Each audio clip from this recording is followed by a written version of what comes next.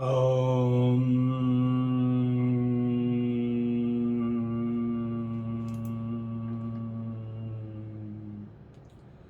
Asato Ma Satgamaya Tamaso Ma Jyotirgamaya Mrityurma Amritam Gamaya. Om Shanti Shanti Shanti.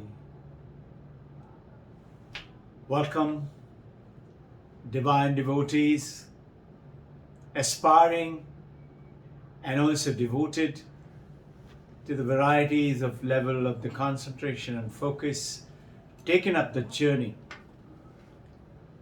Today we're going to talk about 3 superpowers of the human mind. We are also going to touch upon, as an introduction to what we have been talking about, the meditations in which we will go towards the problems of Advaita meditation, the problems of Patanjali Yoga Sutra meditation, and how do we resolve them, what is the answer through the Advaita methods. We shall also talk about the non-dual meditation on the Sunday. Today, just to give you the introductions on a beautiful Navaratra time, the power of the Shakti, the Mother Durga.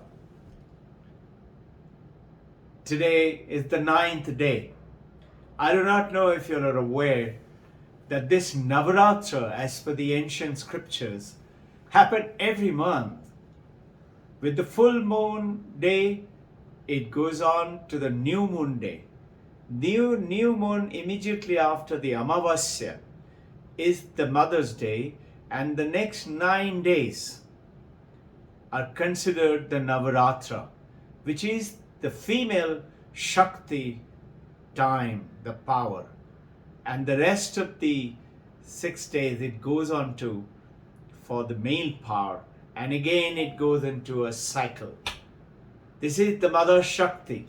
Ya Devi Sarva Bhuteshu Shakti Rupe Samasthita. Namastasai, Namastasai, Namastasai, Namo Namaha. This is the Devi Mother as per the Sankhya philosophy, as per the Shaivya philosophy. And mark you, Advaita does not ignore either the yogic principles or this Sankhya. In fact, the foundation of Advaita is the Sankhya's first step. And what is that? Sankhya's first step says, you are not your body, your form and name. Now, today's talk generated on a little bit of reflection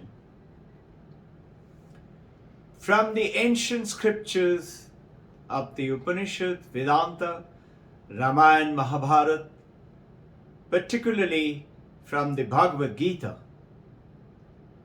and the modernized tendencies of positive philosophy, positive psychology, and the motivational journey, how to convert and transform the human mind and the human brain. With all put together, let us start with our very famous Bhagavad Gita.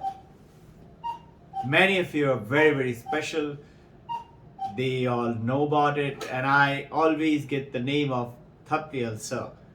He really spent a lot of time in going intricately through the Bhagavad Gita during his study in BHU. Sometimes talk to him and find out that journey. It's a beautiful journey that he had.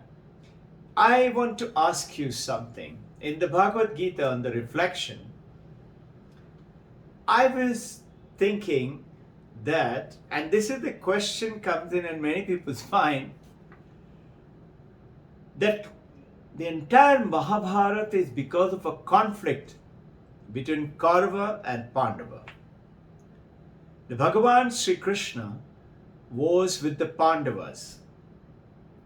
and how the choices took place, all of you are aware. But the question came to me that Krishna, by talking to Arjuna, he not only made them win, he made them attain the Brahma Tattva. Why didn't he advise Duryodhana? Then there would have been no Kurukshetra, no millions of people dying, and Duryodhana would have also been elevated soul. Why didn't Duryodhana do? And this is where the power of choices come in. You know what? Krishna did ask Duryodhana. He did talk to him.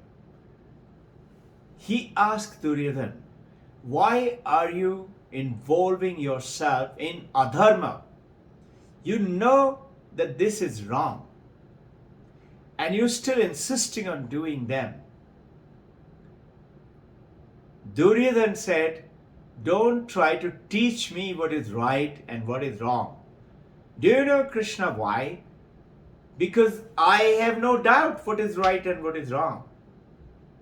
And he goes on to say, but there is some tremendous force from within. It drives me to do the wrong thing.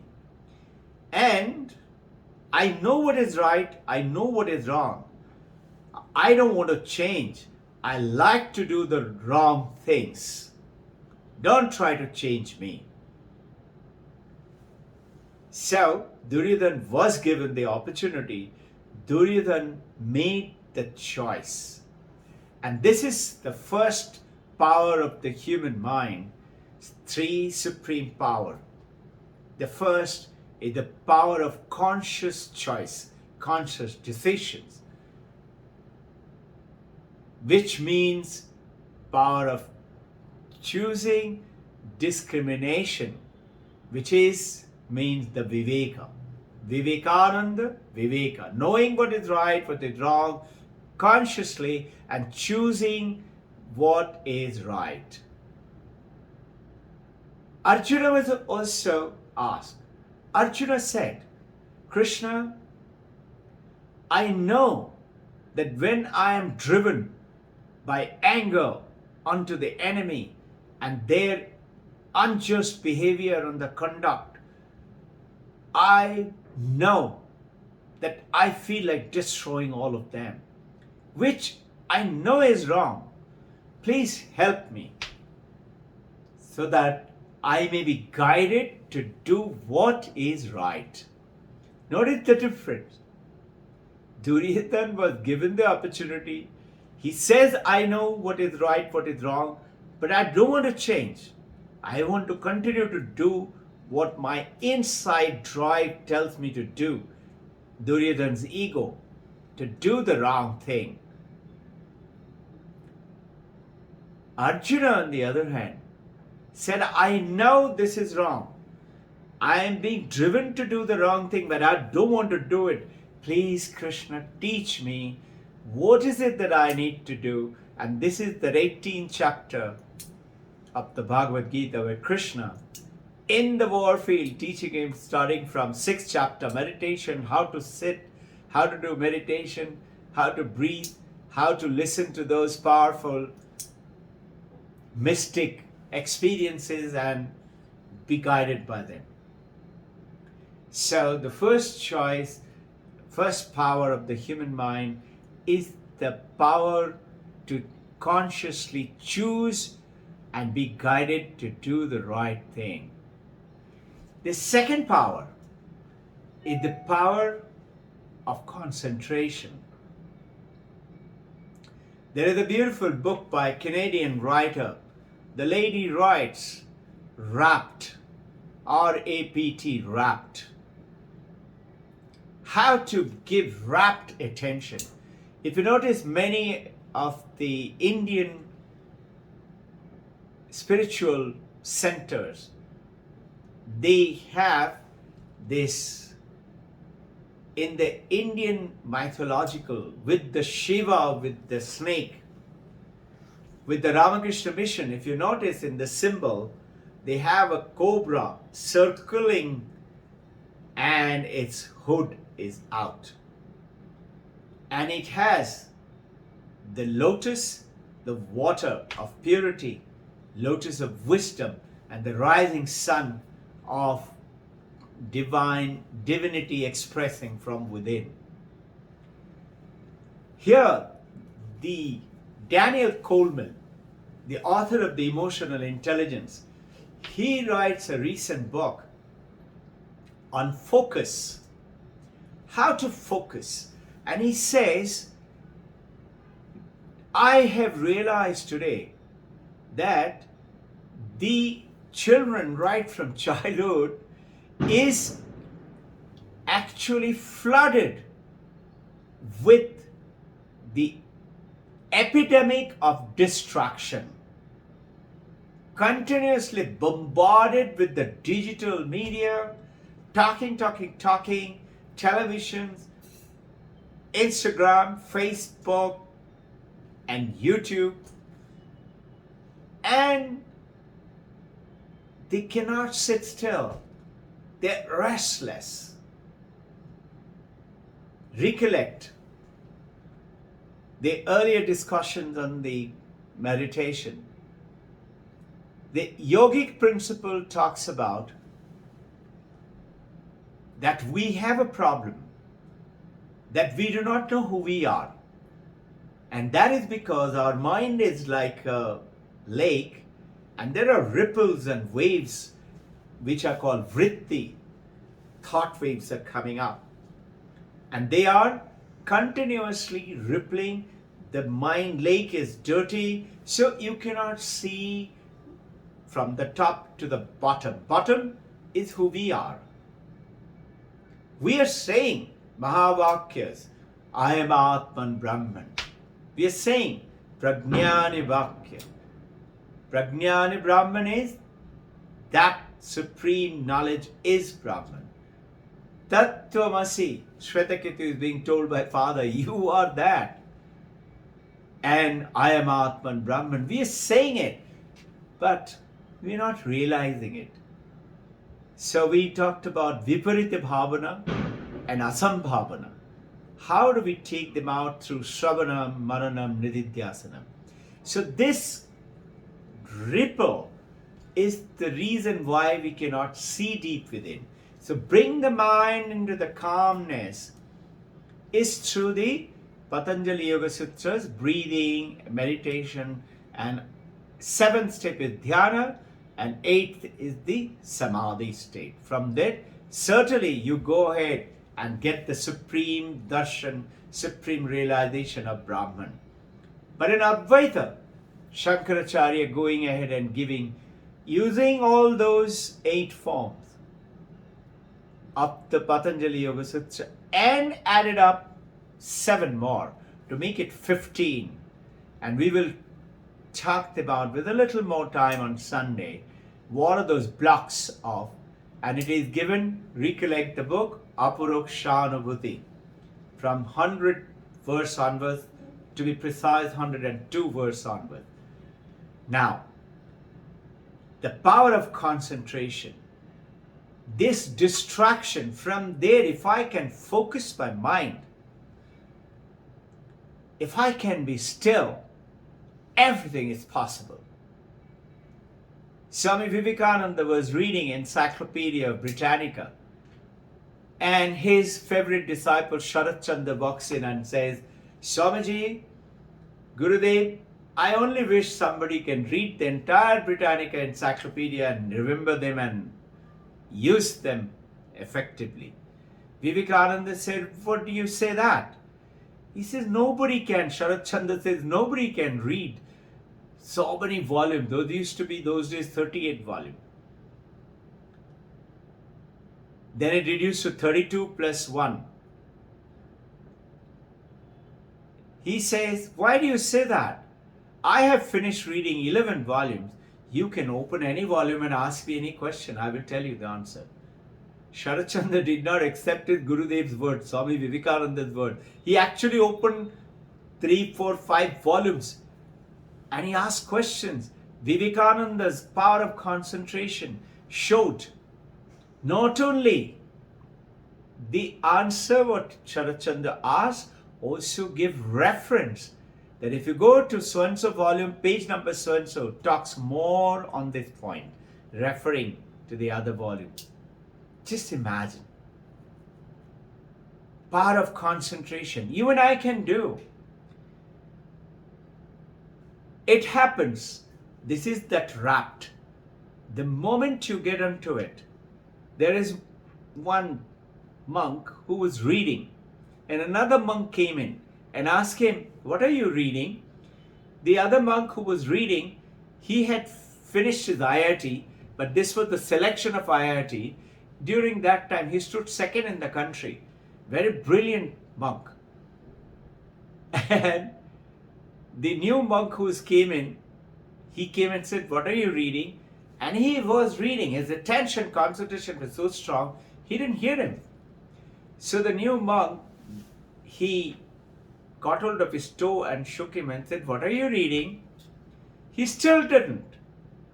Then the new monk came in and tried to pick up the book to see what is he reading. As he touched it, this earlier monk who stood second in the country shook up. That was the power of concentration. And you will see, when you go into the meditative state, there are times, every one of us have experienced it, and more you practice, the more you will experience. Power of concentration.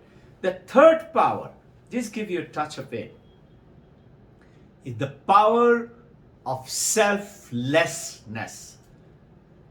Selflessness. Not selfishness, but selfishness. In other words, selflessness meaning the power of giving. Whatever comes to you, just take care of the other people and not me, myself.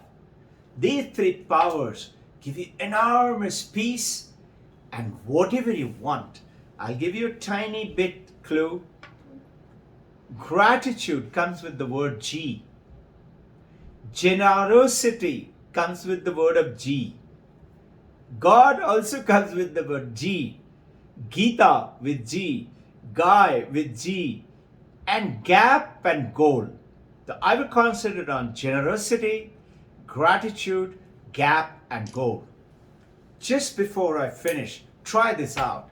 Sit still during the meditation, finish your kriya, practice that Vedantic little breathing technique of feeling coolness and feeling warm, and then bring in positive thoughts after the 15 count for the next 15. As you're breathing in all that you would like, and all do you know that you are impure with, throw away those from your mind, like lethargy, alas, lies, like separatedness. I am the body, form and function. Throw it away. Throw it away. The impurities of the mind. Throw it away. Finding fault in other people. And this is the throwing away. 15 counts. After that, you'll find your mind by then has become pretty calm. Find a gap. G for gap. Select a goal which you want to attain. Find a gap between two thoughts. Plan the goal, what you want. And then, just like you plant a seed and you don't keep digging up every day, release the intention of trying to find out what is happening and asking question, what is happening? Why isn't it getting done? Release the attachment. Third one is release the attachment to the goal that you planted. And the fourth is leave it to the universe to make it happen for you. 4 steps. You will find anything that you wish and want will come in. And not only that, soon the Viveka will give you that Vairag. You will have that cupboard full of chocolate or whatever you like, that money, the name, the perfect relationship, and you would not be attached to it. With this, I want you to reflect up there and go ahead and practice them. We shall discuss more on the coming Sunday. I wish you happy Dashera for tomorrow and be the winner. May the Mother Shakti bless you and protect you.